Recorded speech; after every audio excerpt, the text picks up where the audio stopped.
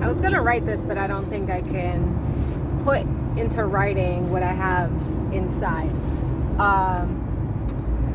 So it is so important that we approach health from a holistic standpoint. What does that mean?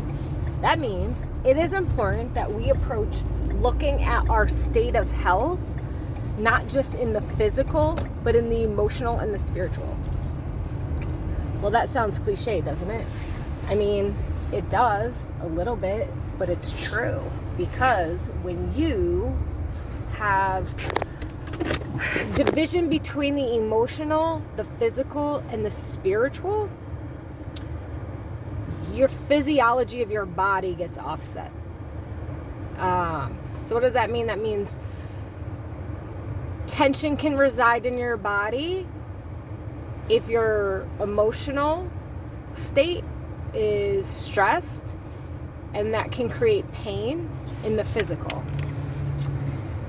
When we do work spiritually and we serve and we go to church or whatever your spiritual life looks like to you, if you're overworking in the spiritual, you might be, I would say most likely be, neglecting your physical. What do you mean?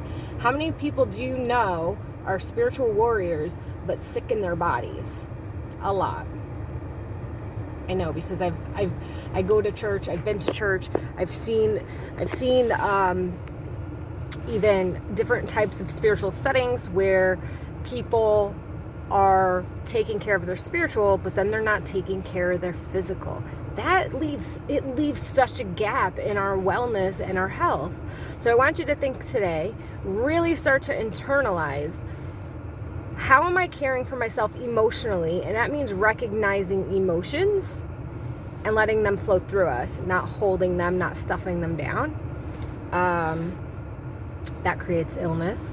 It means moving our bodies physically, taking care of our bodies. So that includes nutrition and movement. And spiritually, we are given a spirit. Our spirit lives inside of us. It is one with our body and our minds and our emotions. So then how are you caring for yourself or growing or taking time to nurture yourself spiritually? And I will tell you that when you really pay attention to those three aspects, it's hard to do, and it's hard to do on your own, especially when you're used to living life a certain way. Your physical, and everything else in your life just aligns, and you start seeing small ways that you are improving all around in your overall health and your overall wellness. So think about that.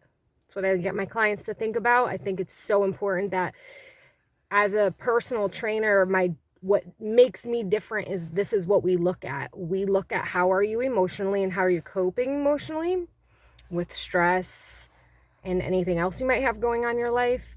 How are you nurturing yourself spiritually? And what are you actually doing physically? Like, are you overtraining? Are you training and picking the exercises that's good for your unique body? These are the things we really need to think about, and that's what brings us to long-term change and not just chasing something short-term. If you want long-term wellness, the approach, the strategy, the plan, the action looks a lot different than short-term weight loss goals. Let me know what you think.